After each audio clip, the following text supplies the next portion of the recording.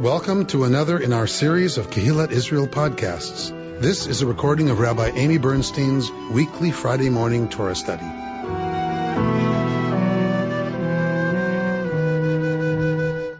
So we are going to be in Parshat Vayetze this morning. As you know, my philosophy for choosing texts this year, as with last year, is that I'm just kind of doing what speaks to me in terms of how Torah speaks to this moment. And so we are not going to do the story of Rachel and Leah. Maybe we'll do that next year. That is another part of this parsha. We've done that several times, of course. We looked at it one time through the eyes of the work of Savina Tuval, who we've talked about being claiming Sarai was a priestess of Mesopotamia. She becomes the matriarch as the patriarchal Israelite culture needs to turn her into a wife and a mother rather than a priestess. And the youngest child inherits the family gods, the idols. The youngest daughter would have inherited. And so Rachel is the youngest daughter. And so she steals the family idols and puts them in her camel saddlebag. So we've looked at these stories through the lens of that. If you want to find it, it's in the history of the podcast. I should figure out what year that was for these stories. Just do a search on the podcast site and our podcast site and put in the name of the parsha and you'll see all of them. Great. Okay. So I will try to study up on what year that was for those of us who want to have access, Tamara, maybe, I don't know, to understanding these stories through the lens of women's spirituality in Mesopotamia. But that's what we're not doing that today. So we are doing the beginning of Parshat Vayetze. It's a very famous scene. You probably know it. We're going to do what we always do, which is dig in. And we're going to dig into one pasuk in particular today, like we tend to do. We're going to dig into one pasuk and what the tradition does with that one sentence of Torah. All right, so we're going to start. Is it up there? Yes. Okay. So we're going to start at the beginning of Parshat Vayetze, which is not the beginning of 28. It's 28:10 in your Torah, Genesis 28:10. All right. Vayetze Yaakov mi Be'er-Sheva vayelech Harana. So Yaakov leaves Beer-Sheva, and whenever you put a hey on the end of a word, in this kind of situation, if somebody's going and you put a hey at the end of the word Haran, right? We know the city of Haran. Why is there a hey at the end of Haran? Harana means towards Haran. Arza means towards the Aretz, towards the ground. So he's going Harana. He's going towards Haran. Vayifga b'makom. And what does your translation say? What did he do at beginning of verse 11? Coming upon a certain place. He came upon is your translation? Coming upon. Interesting. Coming upon a place. Mm-hmm. All right. And this Hebrew word, my translation says he lighted on a certain place. Okay. So how you translate yifga, right, is meaningful here. What happened? So it seems that it is unintentional. He's not going to a designated place. He's not looking for this place. He happens upon a place. However, this word in Hebrew is more like bump into. This is what happens on the street when you're doing your errands and you bump into Elena Allen on the street. It's yifgaba. You bump into her. So it has this kind of physical kind of running into. Did she fall over? If she falls over, that I wasn't there. I had nothing to do with it. I was 6 miles away. All right. So vayifga b'makom. So he actually runs into a place. Okay. So we're gonna play with that because we're also gonna play with makom, right? Because already those of us who know anything about rabbinic names for God were already alerted to makom is one of the names for God. Place, the place. Okay? So when we have mourners, we say, Hamakom yinachem etchem b'toch sharei Avlei Tzion v'Yerushalayim. May the one we call the place comfort you among all the mourners of our people. Hamakom. Okay. So Vayivka b'makom, he comes to a place, Vayalen sham, and he's gonna lay down there. Kiva hashemesh, because the sun is going down, right? If you're on the road and sun's going down, you need to figure out a plan, right? Like you need to figure out, right. You don't want to travel at night, right? Okay. Vayikach me'avnei hamakom, and he takes from one of the stones of the place, vayasem meroshtav, and he puts it under his head, vayishkav b'makom hahu, and he lies down in that place. Okay, so 3,000 years ago, human skulls were not very different from ours. Would you put a stone under your head to go to sleep? No. So let's hold that question. Why does he take a stone? I mean, wouldn't you wrap up your cloak or your bath towel or your beach towel and put it under your head? Of course you would, right? So, right. So the only, in China, the only ones who are going to put their head on a wooden thing are ones who have to protect their hairdo, right? So you don't do it in order to sleep. You do it for a reason. You don't do it because it's comfy. Okay. So we're gonna hold all this, but that's where we're going. Okay. Vayachalam, and he dreams. Vihine. How do we translate hine? Yo. Behold. Right? So this is an attention-getting word, right? So there's not a great translation for it. Lo. Right? So in Middle English. So pay attention, y'all, is what that word is. Sulam mutzav arza. There is what's usually translated as ladder. It could mean ramp. Mutzav arza. Remember we've talked about a matzeva, a stone that is like a pillar. And it's a matzeva in modern terminology. It's the tombstone, right? So it's a pillar. It's a stone that's a pillar. So this is the verb for that.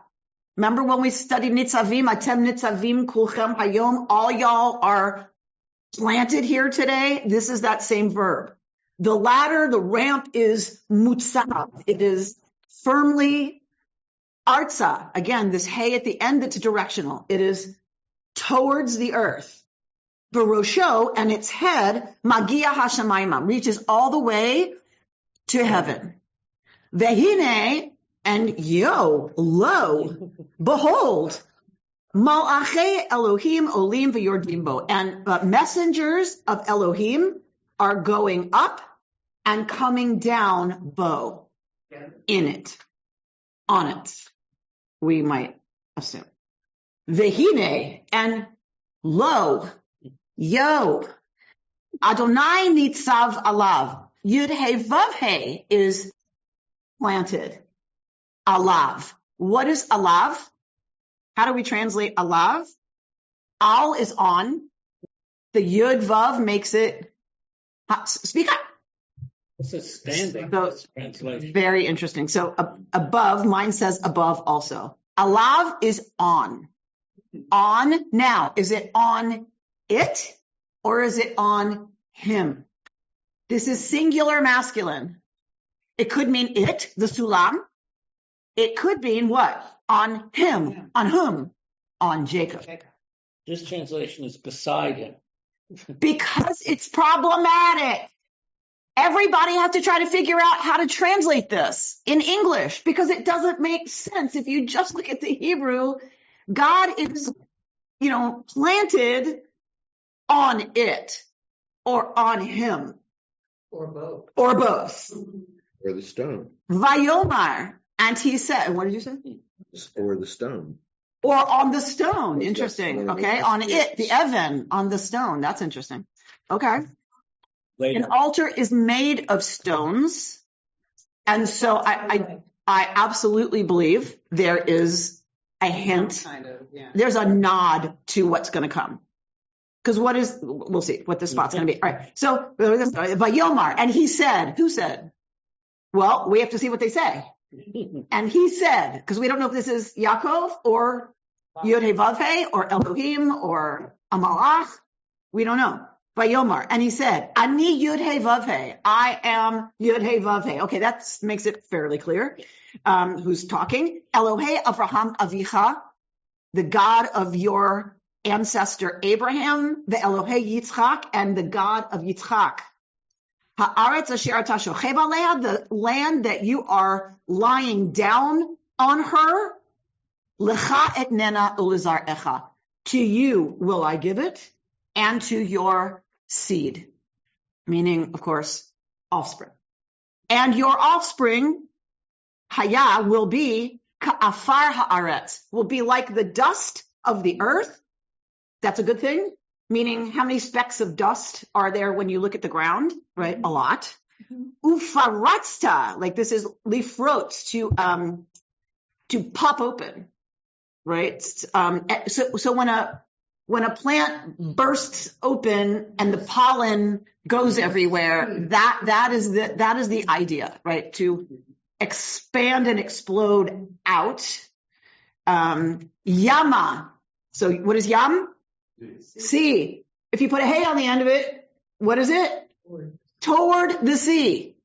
So yama, towards the sea. V'kedma, and westward. V'tzafona, and northward. V'negba, and towards the Negev, towards the south. V'nivrechu v'cha kol mishpachot ha'adama v'zar acha. And all, this is, remember Abraham? All of the people, all the families of the earth will be blessed through you and your seed. Right? This is the same promise made to Abraham. All right. So now what do we know for sure about our guy? We know for sure he is the chosen patriarch by Yod-Heh-Vav-Heh. Right? Yod-Heh-Vav-Heh is saying, I am the God of your ancestor Abraham and of Yitzchak, and now you. Right? So, and he's making the same, Yaakov is making the same connection through this idea of being a conduit for blessing, through the word of Yod-Heh-Vav-Heh that Abraham got. Well, we'll see, right? We'll see. We'll have to see what does it mean that all the families will be blessed through you? All right. Vehine anochi imach, and lo, behold, I am with you and will guard you in all the ways that you go. V'hashivoticha, and I will bring you back to this Adama, to this ground, because I will not leave you until I have done everything I have said to you. Vayikatz Yaakov mishnato. Vayikatz, he you know when you have sleep apnea? Probably most of you don't. But you know when you wake up going, right? Or you have a dream and the adrenaline just slams in and you're like, right? That's the sense of Vayikatz. It's not just kind of, and stretching, checking it out. Is everything working? This is the adrenaline slams in and you sit, bolt upright in bed. Vayikatz, from his sleep. Vayomer, and he says, Achen. Interesting how to translate this word. We're going to get into how to translate this word, so I'm not going to translate it right now. Yesh Yod-Heh-Vav-Heh b'makom hazeh. There is Yod-Heh-Vav-Heh in this place. V'anochi, but I lo yadati, did not know. Vayir'ah. This, and what is yir'ah? When we talk about yir'ah, fear, awe. This is the verb. So how would you translate this? The verb of fear or awe. He was afraid. What else? He was amazed. Radical amazement. Radical amazement is happening here. Manorah. How amazing. Hamakom hazeh is this place. This is nothing other than the house of Elohim. And this is the gate to heaven. Okay. So okay, 1 second. Let's just finish it out. So he gets up early in the morning and he takes the Evan that was there, Asher Sham, from under his head, Vayusemotam matzeva, and he puts it as a matzeva. So I'm kind of assuming he does other things and then caps it with that stone to make a matzeva, to make a monument of sorts. Vayitzok shemen al rosha, and he pours oil on its head. Why? What is he doing? Anointing it. He's anointing it. He is marking this as a sacred spot. Okay? And he calls at Shema Makom Hahu, and he calls the name of that place Beit El, the house of El, right? The Ulam Luz, Shem Ha'ir L'Rishona. But originally the name of that city was Luz. you gotta love. Get the oil. Right? So, Well, carry oil around just in case. Where to get the oil? Very good question. Maybe he was going to be, frying up some dinner later. I don't know. Maybe he carried oil because he was always ready to anoint something. Oh, says Bert, who loves to think like Chazal. Yaakov Avinu, of course, was always ready to anoint something. He was always ready and prepared to encounter the sacred. And so he had his little anointing oil in his man bag and whips it out at exactly the right time. Okay. That's a possibility. Yes, Richard, what were you going to ask? Or say? Question on verse 14. Yes. Just going back to that, through you and your descendants, all the families of the earth shall find blessing. Mm-hmm. So is that generally interpreted as simply meaning that because of you and your descendants, the rest of the world, even if it's not going to be Jewish or whatever, will still be a better place because of you and your descendants? Beautiful. Or is it that Beautiful. you're all going to, or is it that, everybody's going to be your descendant? That because of who y'all are going to be, everybody will be blessed because of what you do or whatever. I don't want to add more to what you were saying, but because it's left completely vague. Right. What does that mean? All the families of the earth will be blessed through you. I love your interpretation. Like that. We studied one last time when we looked at the quote to Abraham. We studied some commentary on what that might mean, and some of them were in this vein of because of how you're going to live, because of what your descendants are going to do, and of course, ultimately receive Torah. Mm-hmm. All of the world will be better because what is Israel supposed to be ultimately?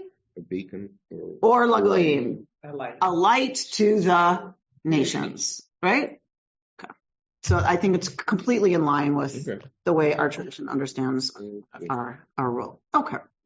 So if we go back to Vayifga b'makom, he runs into Makom. What could this mean for the rabbis that he runs into what? Makom. Shul. He runs into the yeshiva. He said the rabbi. He runs into the yeshiva. He runs into God. If one of the names for God is Makom, the rabbis cannot ignore that, right? Our sages of blessed memory cannot ignore that this is one of the names for God. Vayifga b'makom. Yaakov runs smack into God. Ouch, right? So he runs into God and decides, oh, I better stay here. Like, I don't want to leave here yet, right? And so he takes a stone and puts it under his head. If he's not trying to get comfy, what might Yaakov be doing putting a stone under his head instead of putting something comfortable under his head? Meditate. So he wants to stay alert. He wants to be in a meditative state. He wants to do in the ancient world what is called dream incubation. This is a practice of being just asleep enough that you are not in your conscious, linear thinking, analytic mind, but you're not so asleep that you're unconscious. So you are in this in-between stage that they believed was the stage of consciousness that allowed for visions. So he's incubating a vision. You can see why the rabbis would think he ran into God. Like, okay, but nothing else happens. So he lies down and puts himself in this state, maybe to try and ascertain a revelation from Hamakom, from God. In any case, it seems he's doing something that's not just going to sleep. Because nobody puts a stone under their head to go to sleep, not even in ancient Israel. Yeah. All right. So sulam is a ladder or a ramp. The ziggurat was the design of the ancient Mesopotamian Near Eastern temple. And there was always a ramp, a sulam going up. And the temple was supposed to represent the meeting place in the ancient Near East between humanity and God. The gods, right? So the ziggurat, that's why it's up high. It is the meeting place between the gods and humanity, the priests or priestesses, okay?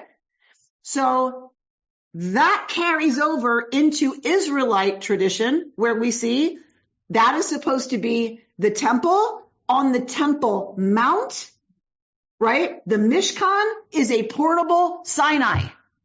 The temple comes to be the more permanent Sinai, the mountain. This is all over ancient Near Eastern religion. This is what it has to be. So if that's the case, Sulam makes more sense. Angels don't need a ladder, presumably. They appear and disappear. They don't have wings. That is Christianity. Christian ones have wings. And the Christian ones have wings. Right, I know. So the Kruvim have wings, right? But we know they don't have wings because Abraham doesn't know they're angels till after they leave. If they had wings, it would be a little bit of a giveaway. So, right, they're hard to hide under a backpack, right? So, what was I saying? And if they're messengers from God, why are they starting from earth? And So, up and down instead of going down and up. So, excellent. Do you want to answer that question, Bert? No, I was hoping you. I know the rabbis go crazy with it. Yeah, they go crazy, right? Yeah.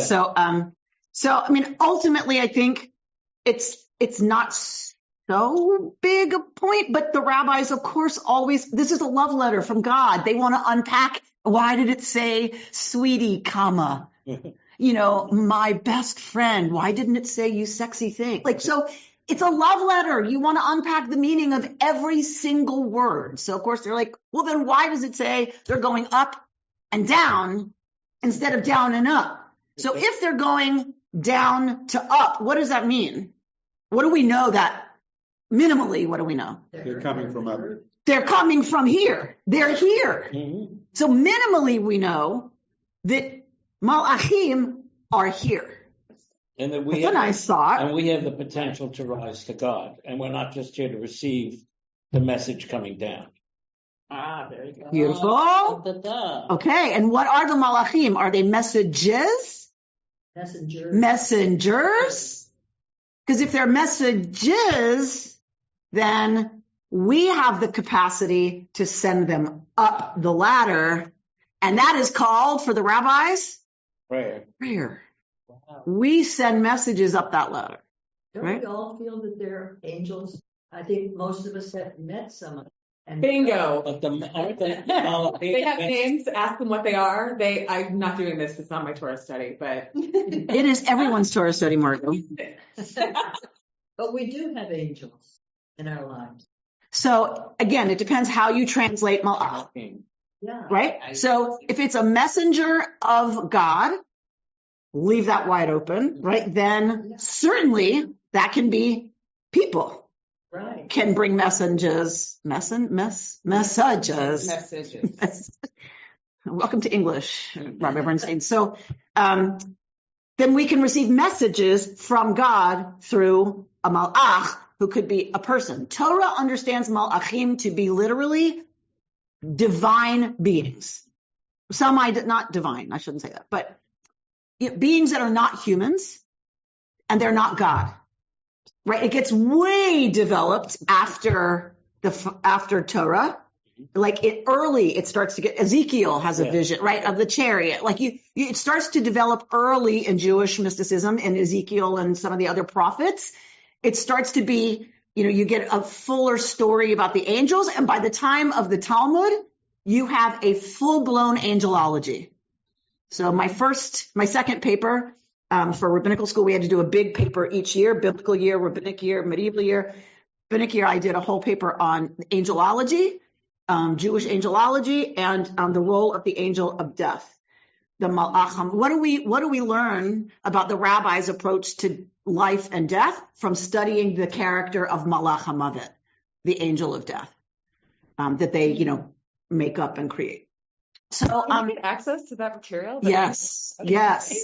It fascinated me because at the time, I won't tell you how long ago I went to rabbinical school. It was 30 years ago I was in rabbinical school. So 30 years ago, there was a huge interest in angels.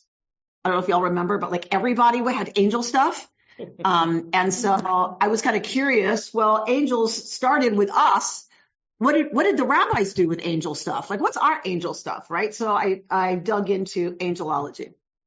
All right. So there's a huge angelology. You can look it up. It's fascinating. It's just really fascinating. An angel just brought you a gift. By the way. An angel just brought you something. That's what's beautiful. That was beautiful. Thank you. Thank you. So what's going to be in this place? He calls it Beit El. What does this place later become? It becomes the place of the temple, according to tradition. So the sulam is probably not a ladder. It's probably a ramp, like on a ziggurat, like on an ancient Near Eastern temple, because this is going to be the spot where the temple is going to be. Yes. Very accessible. Yeah. Very accessible, right? It's up to code. Okay. So I tend to think of sulam as being probably indicating a ramp from that culture, understanding that it's from a holy place where there's connection with the divine down to humanity and back. The top is still, it's not a ladder coming. Its head reaches up forward towards the heavens. We have no idea where it ends. We don't know where it ends. It's going that way. That's all he knows. It's going that way. Isn't it also harder to build the temple if you don't have a ramp? In other words, the ramp is like going up to the ziggurat, right? Right. So if you're not gonna start out doing it, here's the steps, here's step 1, here's step 2, here's step 3. You got to lug all those stones up to the platform where you're going to be building it, right? So you want to have a ramp anyway. Okay, so maybe it starts out as utilitarian, like a utilitarian, so that you can build the place. Okay. I keep seeing in Egypt, the real ladders, what we think of as ladders, against the pyramids. But that's well, so those were building, right? Ladders for building. Yeah. Right. So you don't think that could have been experimented? So Sure. sure. But it seems it's not construction.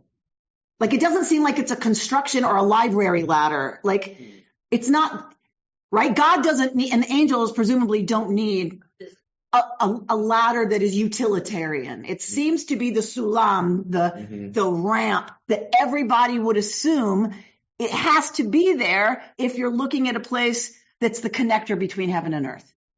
You have to have a sulam, because that's what the ancient Near Eastern temples had. So let's go to our sheet. So we're looking at the verse, Vayikatz Yaakov Mishnato, and he boom, awakes from his sleep, and he says, Achen, Yesh Adonai b'makom hazeh v'anochi lo yadati. There is Yud Hey Vav Hey in this place, or Yud Hey Vav Hey is in this place. V'anochi, I translate this with the disjunctive Vav, but I did not know. Presumably that God was in this place. That's how we tend to think of translating that. So let's look at Rashi. a lot of our interpretations, when you have a commentator who is our core commentator, like Rashi, and people then want to explicate what Rashi is saying, it's called a super commentary. There is a lot of super commentary based on this Rashi because it doesn't seem so clear, but some people want to interpret what Rashi means. So there's a lot of super commentary based on this. So what does Rashi say? Va'anochi lo yadati, I didn't know it, because she'im yadati, if I'd have known, lo yashanti b'makom kadosh kazeh, I wouldn't have slept in a place that was holy like this. Okay.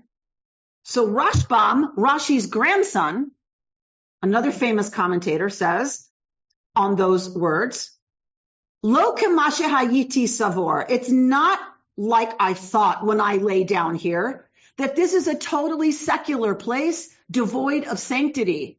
Every time the expression achein, remember I told you I'm not translating it? Every place the expression achein occurs in scripture, it means that the person exclaiming it had to revise an opinion previously held. A well-known example is Exodus 2:14, achein noda hadavar. Moses made the devastating discovery that his having slain the Egyptian had not remained a secret. Achein noda hadavar. Achein, the thing was known. Meaning Moshe thought it was a secret, but then he realizes it's not as he thought. People knew that he slew the Egyptian taskmaster, right? Which is a felony. Okay, to kill an employee of Pharaoh without permission is a felony. Even with permission. If you have permission, you can do whatever you want. If you have Pharaoh's permission, you can do whatever you want. But if you don't get Pharaoh's permission and you kill one of his employees, you are now a fugitive, right? So that's how Moses becomes a fugitive, right? That's why he goes to Midian. Okay. The point is, achein, according to Rashbam, who knows Rashi. Of course, Rashbam knows Rashi. He's his grandson. So he learned Torah at his grandfather's knee, for sure. So Is he in Spain also? Rashi's in Provence. He's in Provence. So sad.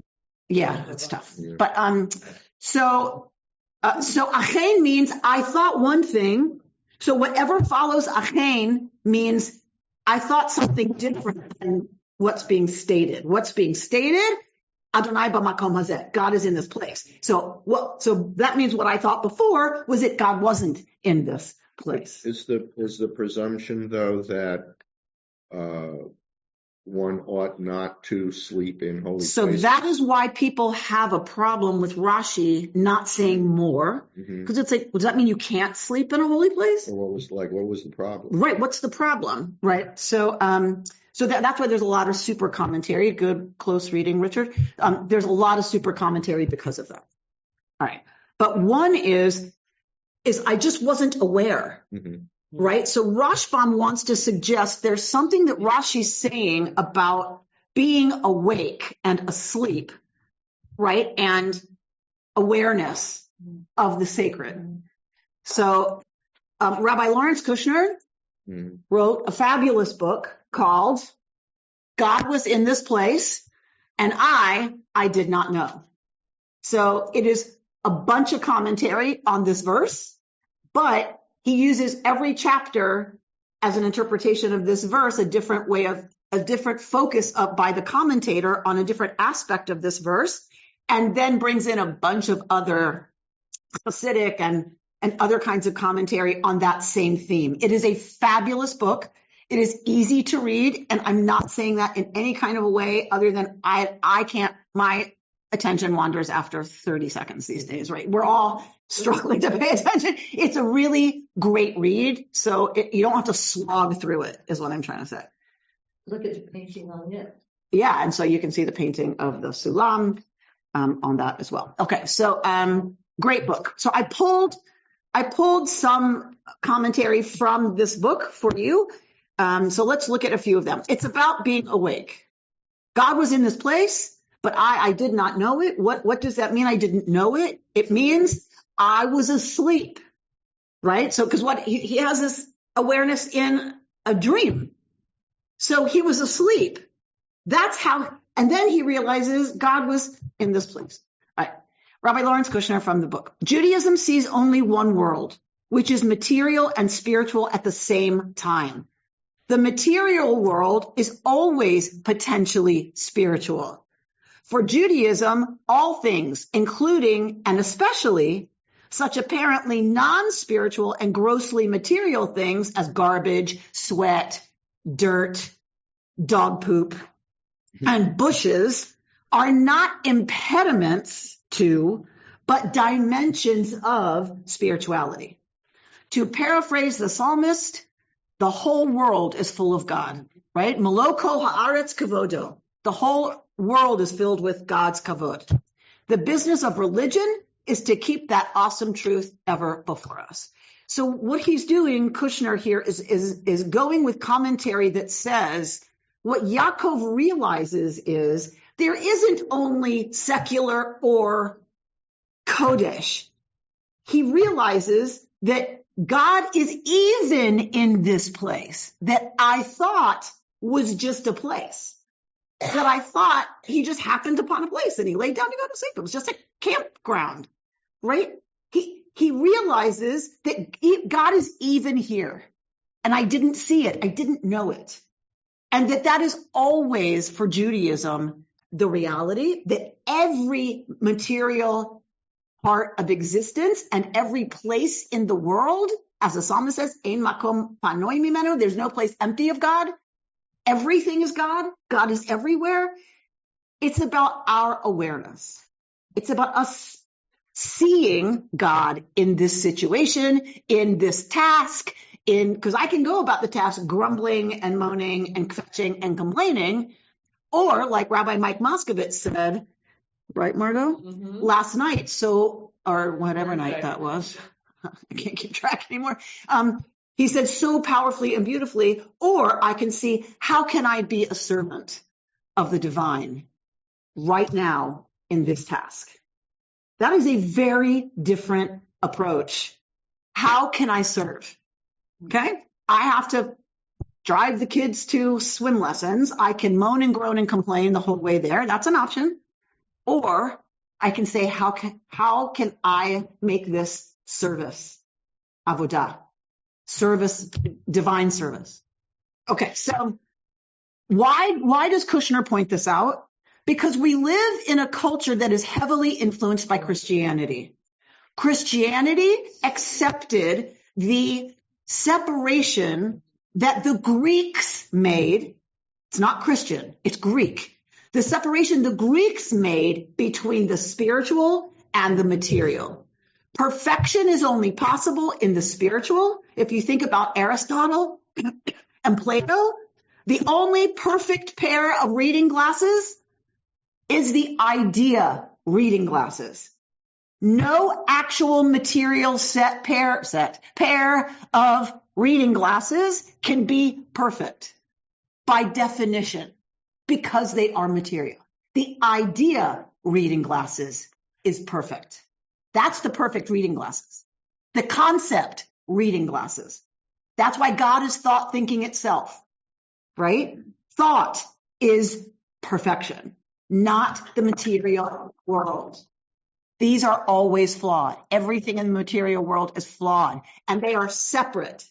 And what you are going for is a connection to the analytical and the ethereal and the spiritual. Judaism predates and never bought that split. Thank God. Exactly. Judaism predates it and did not buy it. There's not that there aren't two things. Yes, spiritual and material. Yes, those are two aspects of reality. However, they are intertwined. And when I eat, if I say a bracha before I eat, that is now a spiritual act. If I just sit down and do what Luna does, it's eating. There's nothing wrong with it, but it's not a spiritual act, right? It is to her. To her. So we always have the potential to bring the spiritual to and through the relationship to the material world. That is actually, according to the rabbis, our obligation, is to liberate the divine spark in every material aspect of our lives. And we do that by saying a bracha, by being present, by doing it with intention. Then we liberate the spark. And when we return the spark to the divine source, we are doing tikkun olam. It does not mean social justice. It does not mean social action. Tikkun olam is the repair of the original break where God's sparks went everywhere because the vessels shattered. There was a cosmic accident and the vessels shattered. And every time we release a spark of the divine in the material world or our physical stuff that we do and are about, we return the spark to God and we do tikkun olam. We repair the universe. We repair God. Amen. So there are some contemporary philosophers who, rather than calling Western philosophy, they call it Hellenic philosophy. Yes. And they trace the sort of rampant individualism that we have today directly to the roots in Greek philosophy. Absolutely. Right? So this was the tension with the Maccabees. This is the Hanukkah story. The Hellenizing Jews and the non-Hellenizing Jews, right? Our story is about the Zealots who fought the influence of Hellenizing. Right. Okay. All right. Did you know you were lighting candles in memory of the religious Zealots who fought against the secularizing of... Maybe they'll be pardoned too. Maybe they'll be pardoned too. There you go. Okay. I'm going to do such a great job of resisting the temptation. That was really hard. There are going to be holes in my tongue. Okay. So it's about checking the ego. All right. So for my therapists in the room, what is this about? Kushner says the simple extra I, right? And I did not know. Why is there an I there? It could have just said Velo yadati, and I didn't know. That T, yadati, means me. Me. So why does it say va'anochi? But I did not know. It's redundant. Torah is never, ever redundant. So the rabbis say there has to be a reason. Anochi, I, is in there. I did not know. Pinchas Horowitz, the author of a Hasidic commentary on the Torah called Panim Yafot, comes to an insight from this, that it is only possible for a person to attain the high rung of being able to say, surely God is in this place, when he or she has utterly eradicated all trace of ego from his or her personality, from his or her sense of self, and from his or her being. The phrase I did not know must mean my I did not know. But anochi lo yadati, and I did not know. What does that mean? To the Kotzker Rebbe, it means you can't know Manorah HaMakom Hazeh, how awesome is this place? The divine is here. You can't know that until there's no I present. Yeah.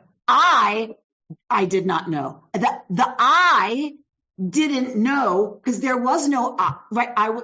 It's so hard to explain, but I mean, I get it, but do you get it? Mm-hmm. It's so hard to put into words, but I get it. Okay, can you say it? No, I get it. No, my I gets it. I right, when you put aside yourself, that you make room for God. Yes, and for the awareness, right? You're seeking for your awareness, the spiritual, the holy place that is you. That's a part of your identity also. And in the I, like the person, the physical person, there's your personality, there's where you live, there's the traits of your earth environment, but you are the nature of your being. So my shard of Margot is my I, but I am a part of God. Okay. So the shard Margot is the I, right? This me, this self, this consciousness is I. That's fine, usually. But if you're looking to get to Manorah HaMakom Hazeh, that's where you're wanting to go. You have to get out of the I. You have to get out of your own way. As long as I am doing it and I am thinking it and I'm experiencing it, I'm me, we can't have the experience. The I has to not be there. In a sense, another lech lecha. Right. Go out from your Correct. self. It's another lech lecha. Go out from your sense of being you. And it's not a bad thing. It's not that you shouldn't have an ego. It's when you want to know Manora HaMakom Hazeh, you have to do the work that helps you get out of the I. And it doesn't mean just be considerate of other people. That's not what it's saying. You stop. Have you ever been in the middle of Shabbat on the Rocks and everything dissolves in terms, you come back to being aware that you weren't aware a second ago that you were sitting there at Shabbat on the Rocks? Because something, right? You're not aware of you. You're part of the wave. So is it the alcohol? Yeah, it's the rocks. So it helps. Some people believe that helps. So does peyote. So does marijuana. So does LSD. Right? So does psilocybin. So it all helps because what does it do? What do all those things do? Changes your awareness. It changes your consciousness. We know from brain research that the part of me that senses myself in space and time, that part is dulled when we have certain chemicals in our system and or certain spiritual practices that bring us to that place where we feel like the boundaries dissolve of the I. And I am part of everything. Is there an inner I? It's the being part, not the I part. So we stop being the witness to like the witness. We are part of. Yes, we are part of. And it's only when the I goes away. I think this is a brilliant interpretation of this verse, as you can see. I love this one. Va'anochi lo yadati, because Anochi wasn't there. The I wasn't there. That's how I knew Yesh Adonai b'makom hazeh. Yes. It's what all blessings are. Yes. What all blessings are about. Yes. It's taking a moment to point the moment beyond yourself is what a blessing is about. Correct. And the biggest blessing, of course, is Shabbat.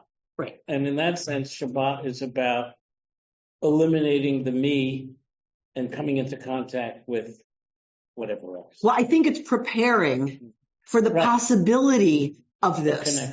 This doesn't happen a lot. But the challenge is, are we creating circumstances ever where we can cultivate the possibility that we'll realize Manora HaMakom Hazeh? How awesome is this place God is here? You once recommended a book, and I forget the book, by a rabbi who has the practice. Part of her practice is to take a walk and just repeat Manora HaMakom Hazeh, Manora, which for those of you who forgot, means how awesome is this place. And the beautiful practice is also God, but I have no idea what you're talking about, but okay. So I must have it apparently at one time.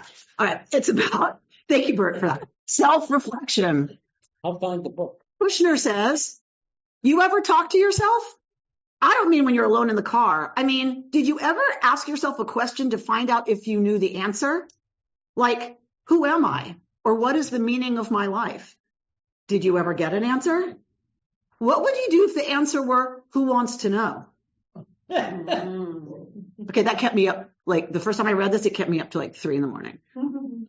It completely freaked me out. In other words, when you talk to yourself, who's talking and who's listening? That is a frightening prospect right there, right? So I find myself doing it. Like when I say to myself, what's the point? Then I go, who's asking? And then I'm like, oh, that's freaky, right? Who's asking? Well, that's a good question. Okay. So I just wanted to keep y'all up a little bit so you can chew on that tonight. With the exception of one word, says Kushner, human words and divine words cannot be the same. Infinite language, meaning God's language, cannot be mortal speech, except for one word, the first person singular pronoun, Anochi, I. Remember, this is how God starts the 10 Commandments. Anochi Adonai Elohecha. I am Adonai, your God. So Anochi starts the 10 commandments. So God says it. I think that's what they're alluding to. God says it, and we say it. Anochi lo yadati. Yaakov says it. Anochi lo yadati. That's the only word that's the same in divine speech as in human speech. For just this is the name each self has for itself. And since the gesture of self-reference, the way by which I evoke who I am, is the same for every self, whenever we say I, we evoke not only the I of every other soul, we echo the primary I, Anochi, of Sinai. Ooh. Whatever makes each individual unique, that innermost core self that Margot was referencing, is precisely what we each share with one another and with our Creator. We are made of the same holy stuff. It has this mysterious ability to look different in each pair of eyes, to sound different in each voice, but it is all the same. There is a divine Anochi, and then there is each one of us who say Anochi as we reference ourselves. It is the same Anochi for each of us, even though we look different and sound different and have different proclivities and different histories and different talents and challenges and longings, right? And griefs and whatever. It is the same ultimate experience, being Anochi, the big Anochi, in a human body. It is the same with all of its variations. There's a tagline on my homeboy water bottle that says, "There's no us and them. There's only us." There's no us in them. No, us and There's them. no us and them, only us. Beautiful. They're two different words. They're just two different words for I. They both mean the same thing. Anochi. Anochi's, I think, older. Okay, it's not specific. No. But we say ani lo medet yiri. So, right. So ani is me, I. Anochi also. I don't want to speak out of turn, but my guts tell me that Anochi's older. That it's an older way to say I. All right. Maybe ani is a contraction. Huh? Ani could be a contraction of Anochi. Oh, that is. Yeah, maybe it shortens. Right. All right. I know we're over time, so we'll drop down to number 12. You can read number 11 at home.